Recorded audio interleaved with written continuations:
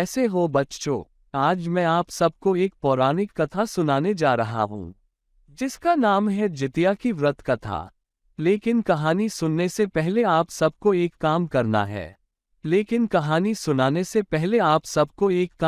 है। पहला तो आप सब ने कमेंट सेक्शन में अपने अपने नाम बताने हैं, और फिर नीचे दिया गए लाल वाले सब्सक्राइब बटन को दबाना है और अपने लाइक और घंटी वाले आइकॉन को भी दबाना है, क्योंकि मेरी नई नई कहानियों के अपडेट आपको जल्दी से जल्दी मिल सके। कहीं ऐसा ना हो बाकी के बच्चे मेरी कहानी आपसे पहले सुन ले। अब मैं आपको कहानी सुनाना शुरू करता हूँ। सालों पहले नर्मदा नदी के ठीक पास कंचनवटी नाम का एक नगर बसा हुआ था। वहां राजा मलयकेतु का शासन था। कंचनवटी नगर के पास में ही एक रेतीली बालूहटा नामक जगह थी, जिसके पास में एक बड़ा सा पेड़ था। उस पेड़ में एक चील रहती थी और नीचे एक गीदड़। दोनों में गहरी दोस्ती थी। एक दिन दोनों ने सोचा कि सारी महिलाएं जितिया व्रत करती हैं, तो क्यों ना हम भी कर लें। इसी सोच के साथ दोनों ने ठान ली कि अब वो भी इस व्रत को करेगी। उन्होंने श्री जीउतवाहन भगवान को मन ही मन नमस्कार करते हुए कहा, हम आपकी पूजा और व्रत पूरी विधि के साथ करेंगे। जैसे ही व्रत का दिन आया तो पास के ही एक धनवान व्यापारी की मौत हो गई। उसको अंतिम विदाई देने के लिए बालूहटा ही लाया गया, जहां गीदड़ और चील रहते थे। व्रत के दिन गीदड़ ने मरे हुए व्यक्ति को देखा तो उसे भूख लग गई। वो खुद को रोक नहीं पाए और मांस खाने की वजह से उसका व्रत उसी वक्त टूट गया। उस व्यापारी के शव को चील ने भी देखा था, लेकिन उसने व्रत के कारण उसे नहीं खाया। उसके बाद चील और गीदड़ दोनों अगले जन्म में कंचनवटी के भास्कर नामक ब्राह्मण के घर में बेटी के रूप में पैदा हुए। चील का जन्म बड़ी बहन के रूप में हुआ, जिसका नाम शीलवती पड़ा और उसकी शादी बुधिसेन नामक लड़के से कराई गई। गीदड़ का जन्म उसकी छोटी बहन कपूरावती के रूप में हुआ। समय होने पर उसका विवाह कंचनवटी के राजा मलयकेतु से उसके पिता ने करवाया। भले ही कपूरावती विवाह के बाद कंचनवटी की रानी बन गई हो, लेकिन उसे बेटा का सुख नहीं मिला।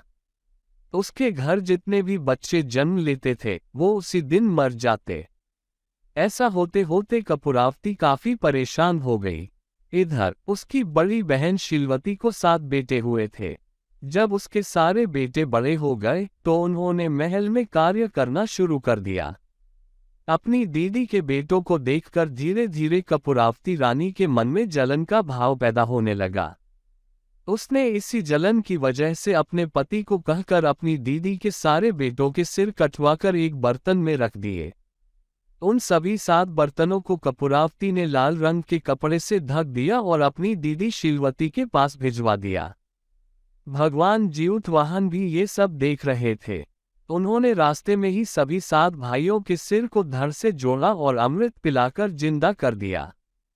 फिर सभी भाई अपने घर चले गए और उन बर्तन में भगवान की कृपा से फल भर गए। उधर कपूरावती अपनी दीदी के घर से शोक समाचार मिलने के इंतजार में बैठी हुई थी। जब कोई संदेश नहीं आया तो वो खुद ही शीलवती के घर चली गई। वहां जैसे ही उसने अपनी दीदी के सारे बेटों को जिंदा देखा तो वो हैरान हो गई। कुछ देर बाद उसने दीदी शीलवती को अपनी हरकत के बारे में बताया। उसने कहा कि किस तरह से उसने बर्तनों में उसके बेटों के सिर काटकर डाल दिए थे और जोर जोर से रोने लगी। तभी शीलवती को अपने पिछले जन्म के बारे में याद आ गया। वो अपनी छोटी बहन को उसी पेड़ को पास लेकर गई, जहां वो दोनों पहले रहा करते थे। उसने कपूरावती को पिछले जन्म में रखे जितिया व्रत की पूरी कहानी सुनाई। ये सब जानते ही कपूरावती ने उसी वक्त अपना दम तोड़ दिया। राजा को तुरंत शीलवती ने इस बात की जानकारी भिजवाई। अपनी पत्नी के बारे में दुख भरा समाचार मिलते ही राजा वहां पहुंचे और कपूरवती को उसी पेड़ के नीचे अंतिम विदाई दी। कहानी से सीख: बुरे कर्म कभी भी पीछा नहीं छोड़ते। गलत कामों की सजा को भोगना ही पड़ता है। उम्मीद करता हूं कि आप सबको ये कहानी पसंद आई होगी।